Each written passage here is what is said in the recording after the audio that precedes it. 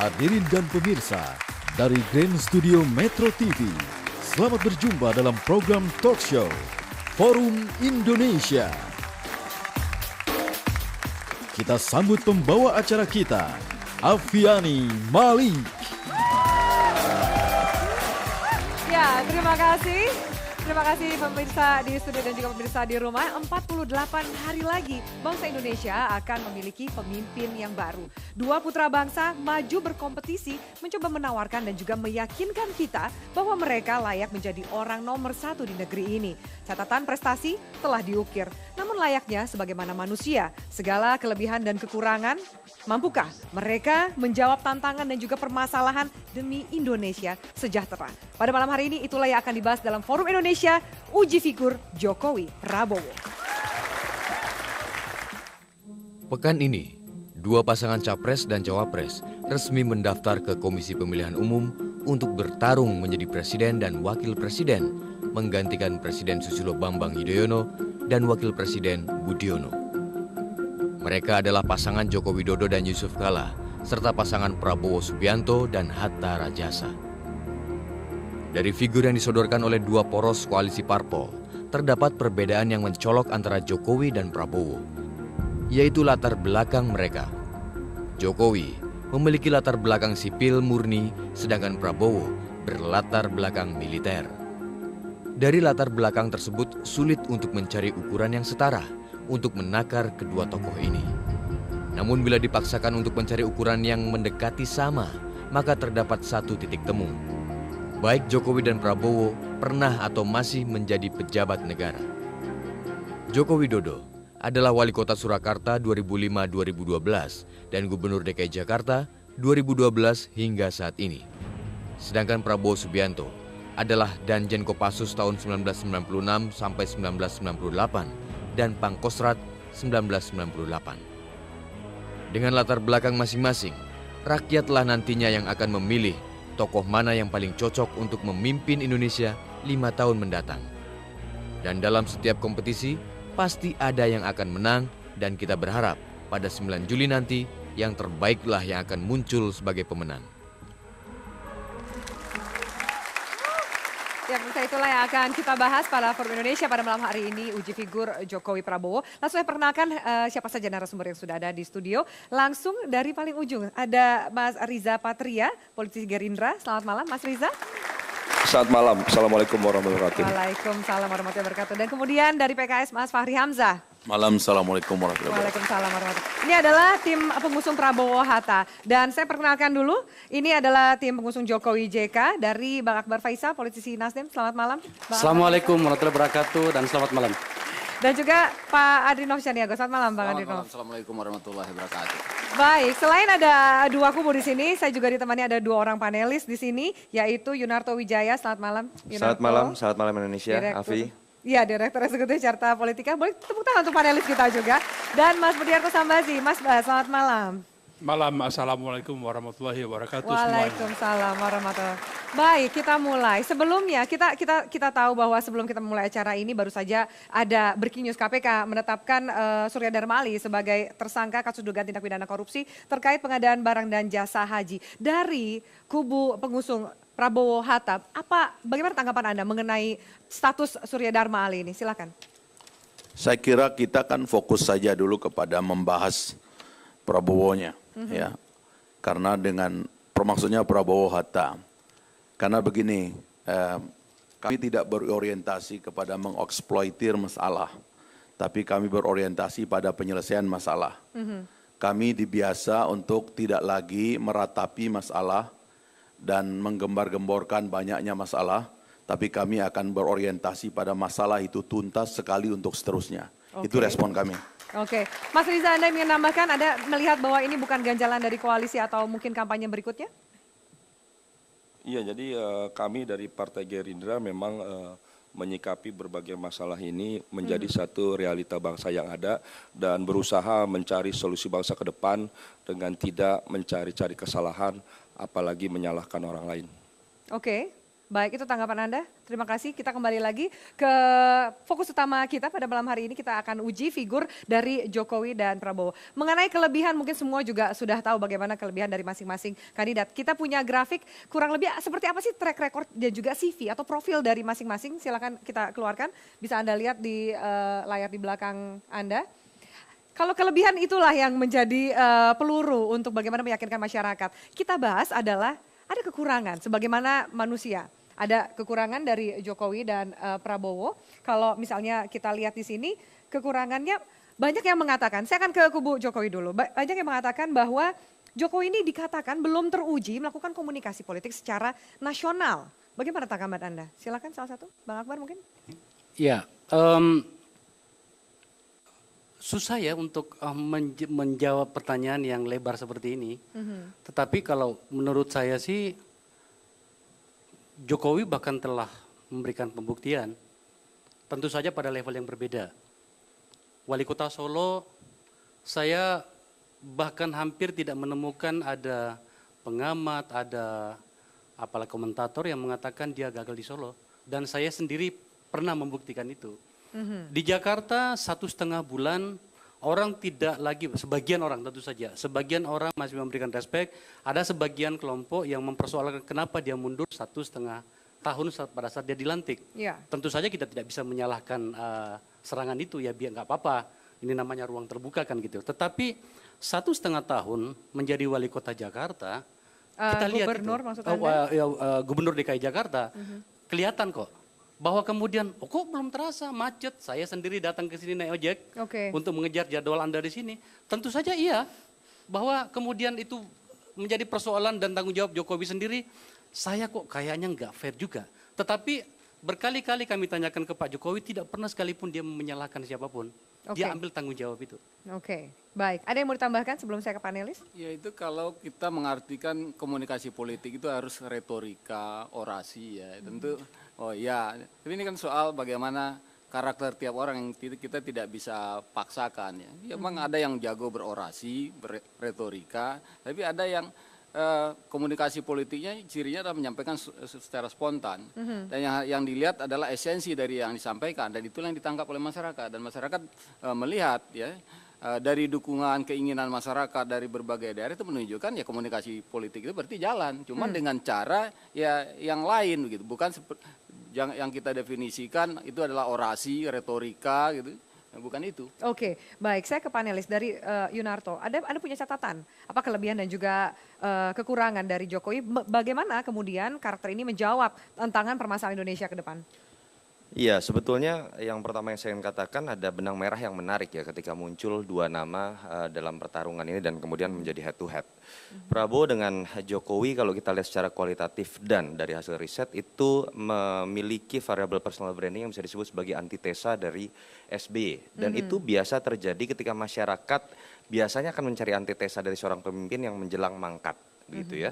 Jadi ketika sampai November 2012 Prabowo dianggap sebagai antitesa satu-satunya, ada orang mengatakan SBY pelin-pelan dia berani, ada orang mengatakan dia cenderung kiri ke kanan Prabowo tegas. Pasca Jokowi terpilih, orang melihat dengan kacamata baru ada juga variabel antitesa pada sosok Jokowi. Ketika SBY dianggap berjarak dalam konteks komunikasi politik, dalam konteks berbahasa, Jokowi menggunakan pendekatan low konteks merakyat begitu ya. Ketika SBY dikatakan normatif, Jokowi cenderung dikatakan spontan. Jadi ada kacamata yang berbeda yang kemudian dilihat. Tetapi memang kalau saya lihat bagaimana sisi kelemahan yang harus kemudian mulai ditonjolkan oleh Jokowi adalah secara afektif dia memang sudah sangat disukai oleh masyarakat. Jadi orang tidak kaget ketika ada survei mengatakan Jokowi dikatakan cenderung jujur, amanah, perhatian pada rakyat. Itu hasil pada survei. Tetapi ketika sampai pada level tegas, mampu memimpin dan berwibawa, ada mulai perimbangan dengan sosok Prabowo, bahkan bisa dikatakan kalah. Jadi ada kecenderungan orang menaruh harapan besar, tetapi juga timbul pertanyaan besar.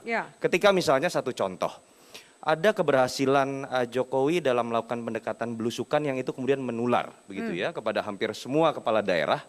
Pertanyaannya adalah, apakah sistem belusukan atau gaya mandor 1 jam di kantor yang terbukti sukses di Solo, mungkin masih diperdebatkan di Jakarta, itu bisa diberlakukan di Secara Indonesia. nasional. Artinya sebagai analogi seperti ini.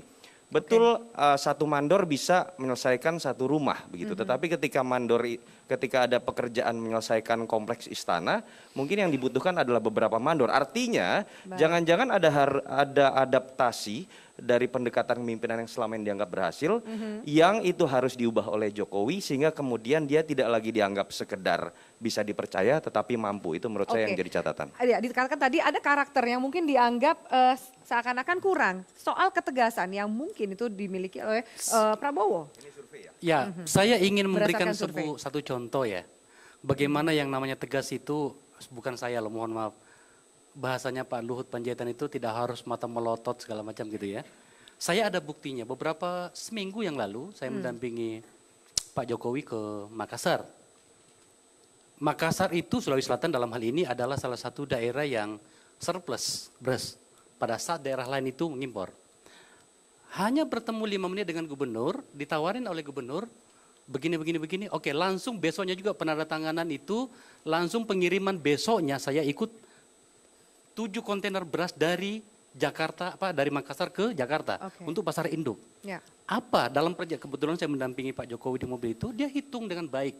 Dia hitung dengan baik bahwa sebenarnya ada kemampuan daerah kita yang lain untuk mencukupi kebutuhan dalam negeri dan tidak harus impor segala macam.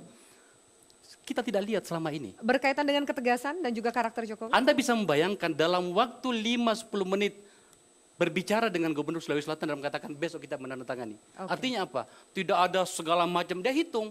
Dan memang harganya masuk sekali gitu loh.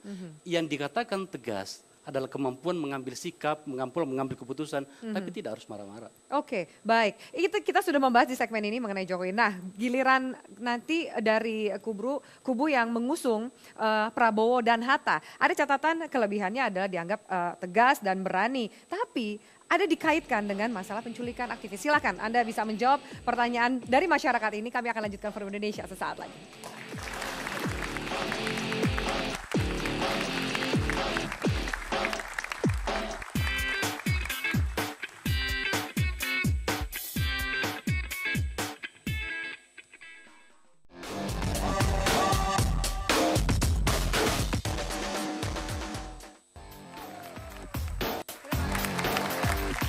Kami di Forum Indonesia dan tadi di segmen pertama kita mengupas bagaimana kelebihan dan juga kekurangan dari Jokowi. Di segmen ini kita akan membahas mengenai figur Prabowo. Saya katakan tadi sebelum kita jeda, ada dikaitkan nama Prabowo ini dengan penculikan aktivis. Silakan dijawab, Mas Fahri.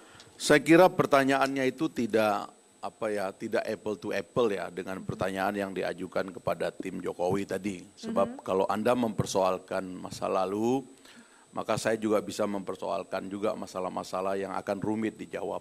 Anak buah langsung dari Jokowi sudah jadi tersangka. Boleh dong kalau saya bertanya sedikit lagi, 1 tangga lagi menuju Jokowi.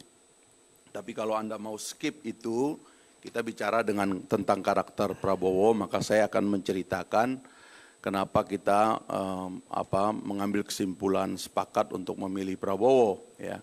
Karena pertama-tama Prabowo itu adalah figur yang sudah sangat kita kenal, bukan cuma sejarah dia, tapi sejarah keluarganya, sejarah bapaknya, khusus buat saya karena saya kuliah di Fakultas Ekonomi UI, jadi Profesor Sumitro adalah guru besar yang dikenal di kalangan ekonom.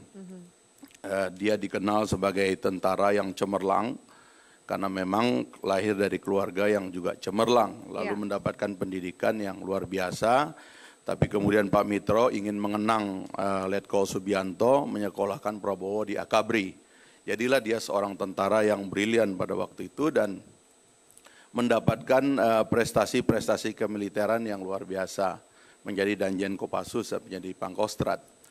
Itu masa lalu dia, ya. Dan kemudian sekarang kenapa kita setelah dia menjadi orang sipil menempuh jalur demokrasi secara baik, membangun partai politik secara sabar, mengikuti pemilu demi pemilu dengan baik, pernah menjadi wakil dari calon Presiden Megawati, tapi waktu itu belum sukses dan sekarang dia mau mencalonkan diri dengan menggandeng Hatta Rajasa, didukung oleh partai-partai, maka kami menganggap inilah jalan baik bagi kita semua, bagi bangsa Indonesia, untuk mendapatkan pemimpin yang kita tahu track recordnya, kita tahu akar dari pikiran dan cita-citanya, dan kemudian adalah karakter-karakter yang melekat dari dia, ketegasannya, kemantapan hatinya, pikirannya dan sebagainya. Itu adalah faktor-faktor positif yang menyebabkan kita menganggap bahwa transisi kita yang bertele-tele ini dapat kita ringkas ya, atau percepat untuk mendatangkan kemaslahatan dan kesuksesan atau kesejahteraan bagi bangsa Indonesia dengan cara memilih Prabowo Mas Fahri, Subianto. tapi di dalam forum ini tidakkah kemudian masyarakat juga berhak tahu jika Anda merasa masyarakat perlu tahu dengan pertanyaan saya tadi soal dikaitkannya? Saya mengusulkan semua dipersoalkan. Hal yang sama juga kita persoalkan kepada Jokowi. Ya. Banyak hal yang kita perlu akan bahas itu di segmen berikutnya. Ya itu tadi. Kalau Anda menyerangnya kepada pribadi Prabowo yang tidak diserang kepada pribadi Jokowi, maka saya berkepentingan juga untuk menyerang balik. Saya tidak menyerang, itu track record yang dong, karena Anda menyerang survei. soal track record, saya juga menyerang soal track record. Ada persoalan, satu tangga di bawah dia udah jadi tersangka. Saya kan bisa bilang ini udah jalan kok. Kalau Prabowo sudah selesai, semua orang sudah diadili dan dia dinyatakan bersih, apalagi begitu loh. Tapi ini bisa menjadi masalah. Saya bisa mereview apa yang terjadi pada Profesor Budiono.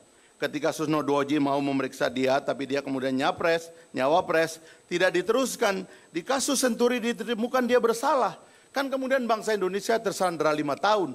Menurut saya problem yang ada pada Jokowi lebih berat daripada yang ada pada Prabowo. Kan itu bisa jadi masalah. Ini forum bebas, saya tidak berpihak pada manapun, nanti juga bisa langsung dijawab oleh tim pendukung Jokowi di sini. Maksud Anda saya, juga sekarang tidak, kita ngomong tidak karakter perlu dulu, terlalu sensi di sini gitu, Mas Nilai Fahri. karakternya, karena kita nanti misalnya Anda tadi mempertanyakan soal kemampuan itu adalah pertanyaan komunikasi. yang lumrah, yang melekat di Jokowi, dan saya hadirkan Anda untuk menjawab pertanyaan misalnya itu. kalau Mas Fahri. Jokowi ditanya persoalan kemampuan komunikasi, kenapa enggak persoalan yang sama misalnya ditanyakan kepada Prabowo, kami akan jawab. Persoalan yang perlu diketahui oleh publik dan ini kita harus Anda mau bongkar jawab semua. pertanyaan saya, Mas Fahri, atau Anda mau skip ke pertanyaan yang lain? Oh, saya sudah menjawab soal itu dan saya ingin ada keadilan saja di dalam forum ini. Kalau kita memang mau saling serang, ayo kita saling serang. Oke, Gitu, baik. Baik. Yang Anda perlu sekarang mungkin adalah kubu kompetisi Anda. Baik, saya akan ke Mas Bas dulu untuk menetralisir suasana. Silakan Mas Bas. Catatan Anda seperti soal apa? Prabowo atau Jokowi? Prabowo. Wah, dakdikduk juga nih. Jadi gini, saya tadi senang sekali Mbak Afi sudah membuka dengan soal bahwa pemimpin itu ada plus minusnya. Seperti baterai, seperti aki ya. Jadi kita harus terima fakta bahwa kedua capres ini punya plus dan minus. Itu pasti ya. Lalu kita juga ingat kilas balik sampai September 2012 itu Prabowo paling populer sebagai capres. Tapi setelah itu disalib di tikungan sama Jokowi. Artinya apa? Dua-duanya the rising stars. Ya. Dan kita bisa sekarang memilih salah satu dari mereka. Alangkah baiknya kan pilihan yang kita dapat sekarang ini adalah yang terbaik ya. Masalahnya ya, kalau menurut saya makin dekat ke hari H, hari pencoblosan, masyarakat pemilih akan semakin tahu karakter. Nah ini Fahri tadi udah ngomong soal karakter. Karakter, karena isu, visi, misi, program udah tahu semua lah. Atau banyak yang juga yang nggak peduli sebetulnya. Makin dekat makin ke karakter. Itu sudah perilaku universal kok oleh dari para pemilih ya. Nah disitulah kalau menurut saya untuk sementara skor 1-0 memang untuk Jokowi. Karena karakternya sudah terbuka. Prabowo memang ada rentetan peristiwa mulai dari penculikan aktivis, lalu kerusuhan Mei di Jakarta, lalu ada juga DKP, ya dia diadili, dipecat, lalu ada isu mau mengkudeta Habibie. Ini tabir yang sudah dibuka sebetulnya.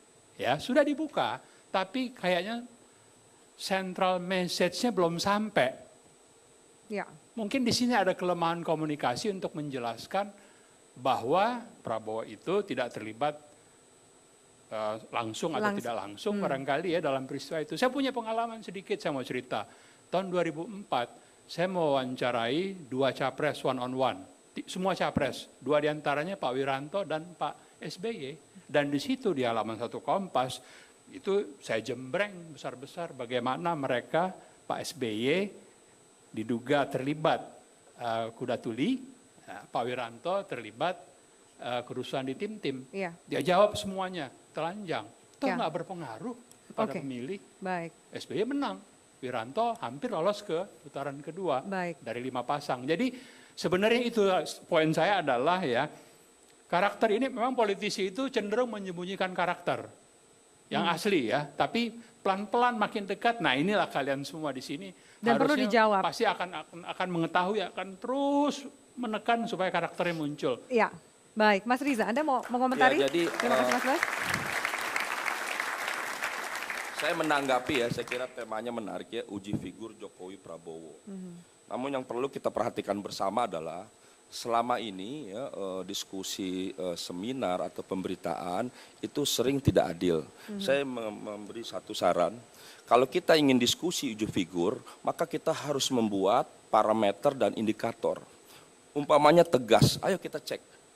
Amanah, kemudian keberanian, jujur, ketulusan, semua bisa kita buat. Kalau perlu 100 item, integritas, kompetensi, kapabilitas, itu yang dibutuhkan oleh bangsa ini mengukur semua pemimpin secara detail. Tidak melihat pencitraan atau popularitas.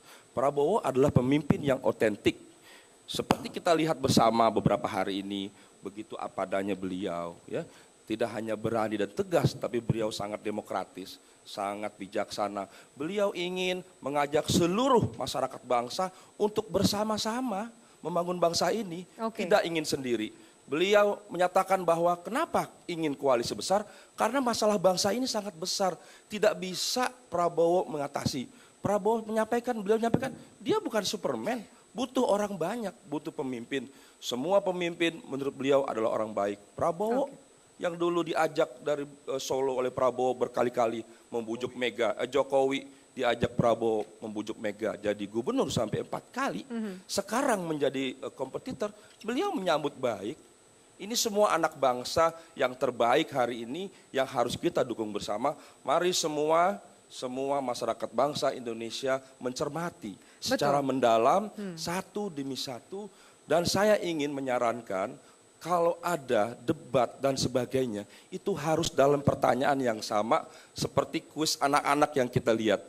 Jadi ajukan pertanyaan yang sama kepada Prabowo dan Jokowi, kita sama-sama mendengar apa jawabannya. Itu satu session yang paling penting sehingga masyarakat Indonesia siapapun dia dapat bisa melihat dan mengukur siapa yang terbaik dari kedua anak bangsa yang baik ini. Saya setuju dengan Anda Mas Riza. Atau Anda mau menambahkan? Ya sedikit saja, kalau saya tadi coba menangkap tadi pernyataan Bung Riza dan Bung Fahri, negatif campaign termasuk pertanyaan media mengenai latar belakang. Walaupun itu hanya di level persepsi, itu malah adalah sebuah indikator ketika kampanye itu ada di negara maju. Perbedaan kampanye negara maju dengan negara berkembang adalah negara berkembang akan dihiasi oleh kampanye-kampanye jargon sifatnya searah. Sementara saya melihat tadi ini adalah bentuk memancing pertanyaan yang memang harus bisa membuka tabir seorang. Jadi saya pikir Bung Fahri harusnya tidak perlu sewot ketika ada pertanyaan yang menurut saya sudah cukup apple to apple.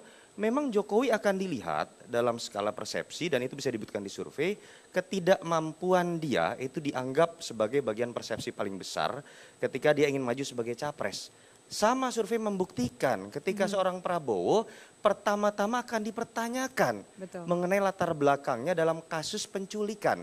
Ini sedang berbicara persepsi, jangan kemudian kita paksakan seperti cerdas cermat malah bahwa ketika ada kasus pidana yang dituduhkan kepada Prabowo, Pak Jokowi misalnya juga harus ditanyakan seperti hal itu. Atau ketika Jokowi dipertanyakan mengenai kemampuannya karena minim pengalaman, kemudian Pak Prabowo juga harus dipertanyakan hal yang serupa. Jadi seharusnya Bung Fahri harusnya malah menurut saya bisa membuat pertanyaan tadi dengan dijawab menjadi titik balik bahwa betul-betul Pak Prabowo tidak terlibat daripada kemudian mempertanyakan pertanyaan itu sendiri. Itu aja menurut saya. Baik, Boleh saya jawab? Anda mau menjawab? Boleh saya jawab? Baik, saya kasih 1 menit. Pertanyaannya begini, berapa kali Prabowo harus menjelaskan, berapa buku harus ditulis, berapa artikel harus dibuat? Itu pertanyaan. Dan siapa yang bisa mengatakan orang itu salah apa tidak? Kan pengadilan. Kenapa kita tidak percaya kepada pengadilannya? Itu semua sudah selesai kan? Dan terus kemudian pertanyaannya, kenapa 5 tahun yang lalu perdebatan di ruang ini juga Prabowo adalah wakil daripada Megawati dan tidak ada masalah ini. Yang kedua, kalau mau menilai judgement rakyat, Gerindra itu adalah partai yang memperoleh kursi paling banyak di DPR. Tambahan ya, itu kan juga bisa kita bilang judgement publik, bahwa publik senang dengan Prabowo, senang dengan Gerindra dan partainya. Dan kemudian kita bisa skip ini persoalan, karena baggage masa lalu ini kalau Anda bongkar-bongkar, memang saya sering bilang, Prabowo itu memang banyak masa lalunya, karena kakeknya, karena neneknya dan sebagainya. Apa boleh saya bertanya kemudian bagaimana dengan masa lalu Jokowi? Kan itu menjadi persoalan gitu loh. Karena itu kalau kita mulai dari mereka saja sendiri, lalu apa yang menjadi persoalan dia, kapabilitas, kapasitas, visinya, kemampuan menggalang publik Indonesia supaya semua terlibat di dalam pembangunan ini. Kalau itu yang kita bahas maka menarik gitu loh. Memang, dan itu yang akan kita bahas. Mas Fahri di segmen 2 berikutnya. Anda sabar dulu dan pertanyaan tidak diberikan oleh saya. Pertanyaan ini diberikan oleh mahasiswa S2 di sini. Silakan Toto. 30 detik saja sebelum saya lempar. Karena saya sudah prinsipnya adalah ini bukan hanya berbicara mengenai pertarungan elit. Saya tidak setuju kalau kemudian perdebatan atau dialektika terjadi misalnya mengenai kasus penculikan, hanya jawabannya kemudian, loh kenapa PDIP tidak mempermasalahkan tahun 2009? Silahkan Anda pertanyakan itu pada Megawati dan PDIP, tapi publik berhak mengetahui hal tersebut. Termasuk saya tidak setuju ketika pernyataan dari Amin Rais yang menyatakan jangan membuka masa lalu ketika nanti Ibu Mega juga bisa dibuka aibnya. Silahkan Anda bertengkar, tapi publik harus diberikan fakta apa adanya. Baik, dan Mas Fahri seperti yang saya katakan tadi, pertanyaan untuk 2 segmen berikutnya adalah pertanyaan yang sama yang akan diberikan oleh kedua belah pengusung, baik untuk Prabowo dan juga Jokowi yang akan diberikan oleh audiens kita di sini. Silakan sebutkan nama dan apa pertanyaan Anda. Selamat malam, saya Rika Uli. Saya mau bertanya, apakah kriteria yang membuat 2 partai itu yakin atas kandidatnya? Dan tolong bisakah dirangkum dalam 3 kata yang benar-benar mencerminkan dari kedua kandidat tersebut. Terima kasih. Oke, ada satu lagi yang ingin bertanya. Jangan dijawab dulu, kita kumpulkan. Kita akan bahas di segmen berikutnya, silahkan. Selamat malam, nama saya Christian. Saya ingin bertanya, jika nanti terpilih menjadi seorang presiden Republik Indonesia, dan di perjalanannya ternyata terbukti ada anggota Dewan baik DPR maupun MPR yang terbukti melakukan tindak pidana korupsi, sanksi apa yang akan diberikan, dan bagaimana jika ternyata oknum tersebut berasal dari kader partai Anda. Terima kasih. Atau bahkan mungkin anggota keluarga. Oke, baik. Terima kasih.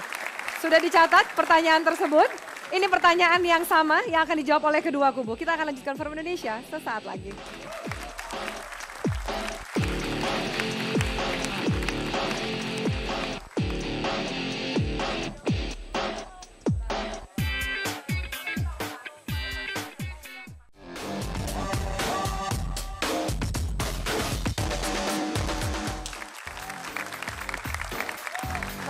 Terima kasih Anda masih bersama kami di Forum Indonesia. Ada kurang lebih 3 pertanyaan. Pertanyaan pertama adalah apa alasan mengapa kedua kubu ini mengusung Jokowi dan Prabowo untuk menjadi calon presiden. Tolong jawab dalam 3 kata. Dan kemudian apa sanksi yang akan diberikan jika ada kader bahkan anggota keluarga yang terlibat kasus korupsi. Silakan dijawab dulu. Terlalu pendek kalau 3 kata Mbak. Iya, ada tambah sedikit 3 menit mungkin bisa lah ya. Waduh, 3 menit kita nggak ada durasinya Mas. Tadi saya perlu saya kasih yang 3 kata. Oh iya. Oke. Tadi saya perlu menanggapi tadi soal apa namanya disampaikan saya Yoyo ya. Toto mengatakan apa itu tadi? Tegas. Bagaimana awalnya Pak Prabowo apa namanya sangat tinggi sekali tiba-tiba muncul gitu ya. Saya ingin menyampaikan rasa respect saya kepada teman-teman dari Capres Pak Prabowo ya, Mas Risa, Fahri udah tahulah nih saudara ini. Saya yakin Pak Prabowo itu niatnya baik juga memperbaiki bangsa ini. Nah apa hubungannya dengan yang tadi ini? Oh ternyata masyarakat Indonesia setidaknya yang tergambar di survei itu tiba-tiba menemukan seorang pahlawan baru yang bisa memahami cara berpikir masyarakatnya. Maka tiba-tiba melambung. Ini survei ya, bukan saya yang mengatakannya. Itu satu hal. Yang kedua, kenapa yakin? Itu tadi, dari apa yang kita lihat di publik, baik yang terekam di survei, kemudian yang kita tanya juga. Ya. Tiga kata. ya. Waktu Anda Itu 1 menit adalah Anda bagaimana menjelaskan 3 kemudian, kata giliran tar. Mas Andrinov. Bagaimana kemudian mereka menemukan seorang figur yang tiba-tiba mereka banget. Orang Jakarta bilang, kok Oke. gue banget gitu loh kan. Kesederhanaannya, keluguannya. Tetapi di balik itu ada kekuatan yang besar. Itulah Jokowi. Oke, baik. Itu sudah dijawab. 3 kata saya minta, jangan panjang-panjang Pak Andrinov. Iya, pertanyaan kan kenapa dia Pak Jokowi ini dicalonkan kan? Iya, kenapa Anda mendukung? Karena rakyat menghendaki. Karena rakyat menghendaki, itu termasuk 3 kata 3 ya? kata kan? Karena rakyat menghendaki. Menghendaki, ya. Oke, baik. Boleh kita beri tepuk tangan untuk jawaban itu? Ada satu lagi, soal sanksi yang akan diberikan jika ada kader. Oh iya, saya rasa pergerakan, saya menyebutnya kata pergerakan, masyarakat kita di hadapan hukum ini semakin sadar hukum. Ada kejaksaan yang semakin diperkuat, Baik. ada KPK tentu saja gitu ya. Maka menurut saya ke depan ini nantinya tidak ada ampun bagi mereka yang melakukannya. Jangankan di hadapan presiden, di Oke. hadapan keluarganya pun akan tidak ampun nantinya. Benar ya, kita catat Siapapun loh itu. Bang. Ini ditonton oleh semua orang. Baik, pertanyaan sama dari kubu Prabowo, silakan. 3 kata. 3 kata. 3 kata untuk Prabowo Mengapa adalah Anda jujur, cerdas, dan amanah. Jadi sidik, patonah, dan amanah. Sebagaimana sifat Rasulullah, kita membutuhkan pemimpin yang islami seperti Rasulullah. Jujur, cerdas, dan amanah. Baik, Mas Fahri Anda mau menambahkan? Saya kasih 30 detik untuk juga mengkomparasi Ada komentar-komentarnya kan. Ya. 3 kata sama. Karena tadi Bang Akbar di depan Karena sudah dia ada memberikan curang-curangnya, saya curang penjelasan. dikit dah. Saya kira saya ketemu lama dengan Pak Prabowo. Yang saya tahu adalah dia keluar, dia berkata apa adanya. Ya. Karena itu kalau dia tidak suka menutup-nutupi, karena ada orang kan manis mukanya, tutur katanya baik, tapi hatinya pendendam, ya, dalam dan seterusnya gitulah. Oke. Karena itu kalau saya singkat dalam 3 kata, itu Prabowo. Oh ini beda nih 3 katanya dengan Mas Rizal? Beda lagi, Oh, karena oke. ini kan masing-masing kan. Kalau saya bilang Prabowo itu asli. Gitu. Prabowo itu asli. Ya, 3 kata. 3 kata. Oke, baik. Kemudian tolong dijawab pertanyaan berikutnya. Apa yang akan dilakukan jika memang ada kader bahkan anggota keluarga yang terlibat kasus korupsi? Siapa? Saya ya. Yang pertama ingin saya sampaikan, tidak maksud menyombongkan diri. Alhamdulillah Partai Gerindra 5 tahun di DPR, teman-teman tahu tidak ada yang terlibat. Mudah-mudahan ke depan. Kalau ada, ya, jangankan kader, keluarga yang terlibat pasti langsung dipecat. Tidak hanya dipecat dari jabatan DPR, tapi dipecat dari keanggotaan partai. Oke, baik. Mas Ari mau menambahkan? Ya, kalau dalam skala kecil, saya setuju dengan apa yang dilakukan di Partai Gerindra. Ya. Tapi kalau kita harus berpikir menyelamatkan bangsa. Kita harus memperbaiki sistemnya. Kalau bisa setiap hari kita tidak lagi menemukan orang yang korupsi. Itu cita-cita kami. Oke, baik. Saya boleh ya 3 kata Boleh. atas nama panelis ya. Atas nama Sama pengamat. Toto. Surya Dharma Ali. Sudah Dharma Ali ya. Lalu, baik. Kita tahu bahwa ke depan ini ada problem yang menanti, tantangan yang menanti bagi calon pemimpin kita. Ada permasalahan soal korupsi dan juga penegakan hukum yang tadi juga diangkat. Sebenarnya visi misi yang jelas deh. Kemudian kalau bisa ada katakan tadi Pak Mas Bas mengatakan mungkin juga udah nggak peduli karena tebel banget gitu kan. Dan juga repot sekali dan ideal banget gitu. Apakah memang mungkin terjadi gitu? Silakan dijawab soal penegakan hukum dan pemberantasan korupsi. Kalau itu tinggal lihat apa yang sudah dikerjakan oleh Jokowi saja, ya.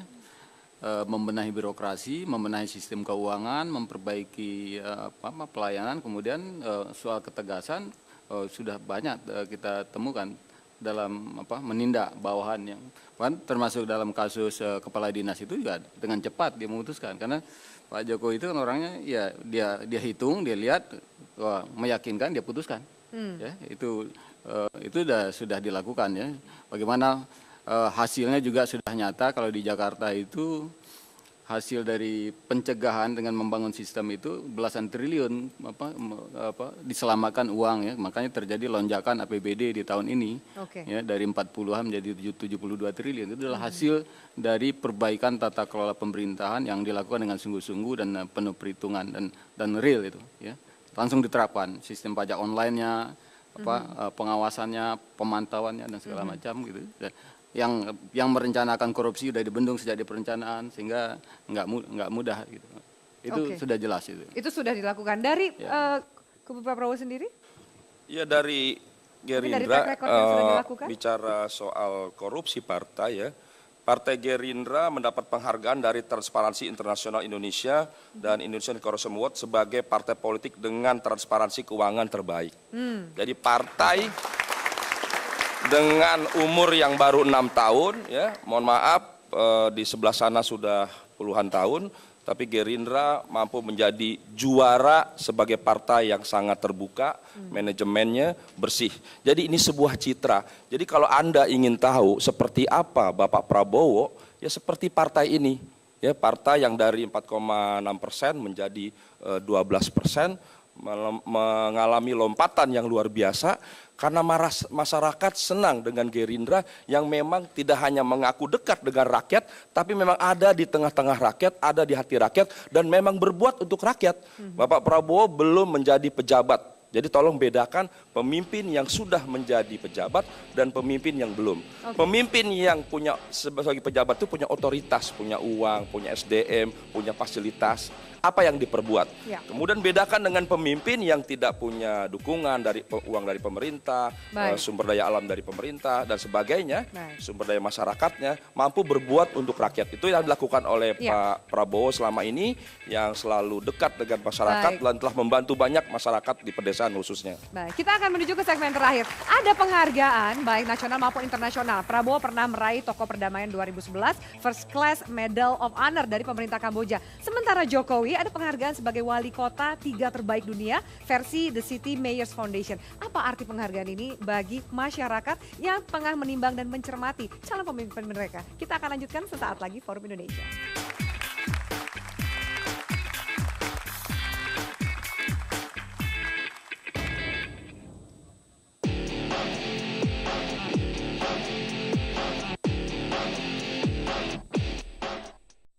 Dan sekarang kita akan tukar bagaimana pengamat ini juga tadi sebelumnya Toto memberikan statement kepada pihak Jokowi, kubu Jokowi. Kita akan tukar. Toto akan memberikan catatan, statement atau apapun yang akan dikomentari atau dijawab oleh kubu dari Prabowo. Silakan. Iya, sebetulnya ada kritik juga ya dalam saya membaca visi misi mengenai pemberantasan hukum dari kalau kita baca terhadap Jokowi, tapi karena kesempatannya gantian, terutama ada Bung Fahri, saya tertarik sekali begitu menanyakan mengenai poin ke-8 agenda prioritas dari Pak Prabowo. Di poin ke-4 dari poin 8 yang menyatakan akan mencegah dan memberantas korupsi dan nepotisme dengan menerapkan manajemen terbuka dan akuntabel, memperkuat peran KPK dengan menambah tenaga penyidik dan fasilitas penyelidikan dan penguatan peranan KPK, kepolisian dan kejaksaan dalam pemberantasan korupsi secara sinergis. Ini ada kalimat yang menarik menurut saya. Saya mencoba menangkap, mungkin saya salah Bung Fahri ya. Kalau saya tangkap di sini dengan menambah tenaga penyidik dan fasilitas penyidikan, fokusnya terutama ini adalah masalah penindakan. Artinya ini adalah kalimat yang menurut saya sering sekali dikritik oleh Bung Fahri ketika berbicara mengenai KPK yang terlalu berorientasi kepada masalah penindakan bukan supervisi dan koordinasi.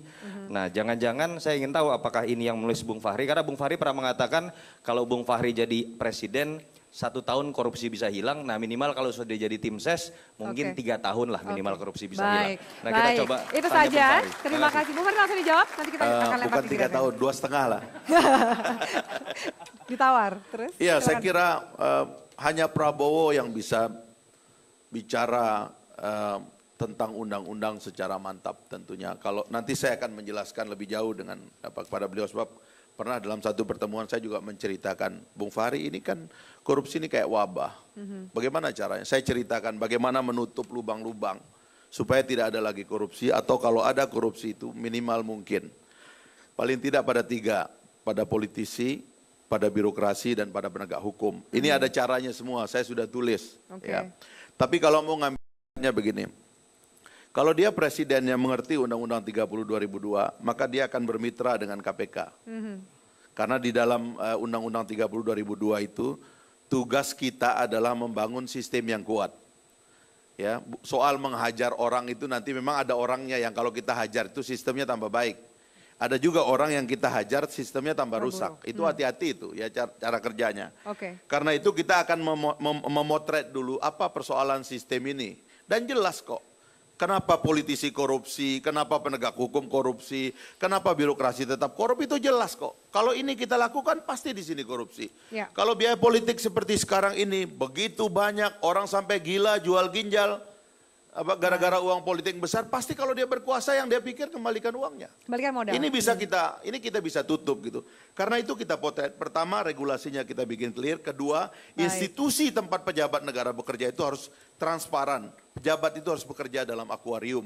Tidak boleh ada yang dia sembunyikan. Banyak yang mengawasi dan melihat. Baru kemudian kita perbaiki orang-orangnya, mindsetnya kita perbaiki, watak dia kita perbaiki. Itu adalah kontinum dan itu hanya mungkin dilakukan kalau KPK dengan presiden itu satu jalan. Nah yang saya lihat sekarang ini dia tidak satu jalan. Gitu. Baik, terima kasih. Kita akan tukar, kemudian Mas Bas ada catatan atau pertanyaan yang Anda bisa berikan kepada kubu penguasa. Ya, sebelum bertanya mungkin kalau soal visi misi program, saya kira memang saya sangat sebagai warga negara sangat cukup menyesal perpecahan antara Gerindra dengan PDIP karena sebetulnya 2009 sinkronisasi visi misi program itu sudah sama dan betul-betul ingin memajukan atau mensejahterakan rakyat ya. Tapi pertanyaan masih buat Jokowi saya kira ya dari perspektif media yang banyak saya bicara dan ini masalah lama mungkin sudah 50 tahun terakhir ketika Pak Jokowi menulis soal revolusi mental. Ya, itu betul-betul menyentuh. Dan saya kira ini masalah hakiki ya. Kita semua sekarang itu berurusan dengan masalah mental. Mulai dari di jalan sampai di rumah, sampai di sekolah, sampai di luar negeri. Mental kita katanya ya makin mundur gitu loh. Tapi yang saya lihat sekarang, yang saya ingin tanya ke Andrinov dan Akbar, seberapa jauh breakdown dari revolusi mental ini ya menjadi diktum-diktum yang jelas ya diformulasikan oleh tim yang lalu nanti bisa disebar ya ke seluruh katakanlah kementerian, ke seluruh bidang kerja. Mungkin itu aja kali. Baik, silakan siapa yang mau menjawab? Pertama saya mau pertanyaan yang dari Avi tadi dulu soal penghargaan itu ya. Penghargaan yang saya catat untuk Pak Jokowi ini banyak sekali, bukan hanya wali kota terbaik tiga terbaik itu ya. Tapi yang relevan aja lah ya. Beliau dapat penghargaan sebagai kepala daerah pengendali inflasi terbaik dan itu yang ngasih pemerintahan Pak SBY ya. Itu dan diakui juga oleh Gubernur Bank Indonesia, kemudian penerima Bung Hatta Anti Corruption Award ya, penghargaan anti korupsi Bung Hatta, kemudian langsung saja Bang Arilu. Nah, yang revolusi mental itu saya rasa di sini karena persoalan kita yang mendasar adalah sikap mental, perilaku. Ya, kita ini mengalami krisis mental, krisis perilaku, krisis karakter. Ya. Bagaimana dan itu itu? Oh, ya, misal kita apa? Mau bicara soal ekonomi, mau memajukan perekonomian. Kalau mentalitas kita mentalitas aji mumpung, pemburu rente, ya, penguras sumber daya alam, nggak bisa kita maju bersama-sama gitu. Jadi mentalitas sebagai pebisnis, sebagai politisi, sebagai apa saja itu penting diperbaiki terlebih dahulu.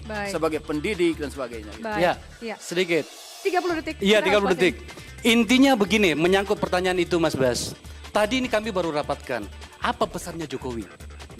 Rancangkan kita, tim kita untuk bangsa ini, bagaimana bangsa ini memiliki orang-orang yang unggul, teruji, sabar, tetapi cermat dalam menatap masa Indonesia ke depan. Saya harus potong diskusi kita di sini, saya sekali menarik. Mohon maaf waktu kita sudah habis, terima kasih banyak. Boleh kita beri aplaus? Muhammad. Terima kasih pemirsa, kita akan lanjutkan dalam forum yang lain. Terima kasih. Mas Riza, saya closing, kita harus tutup. Terima kasih banyak. Kita akan jumpa lagi di Forum Indonesia berikutnya. Salam.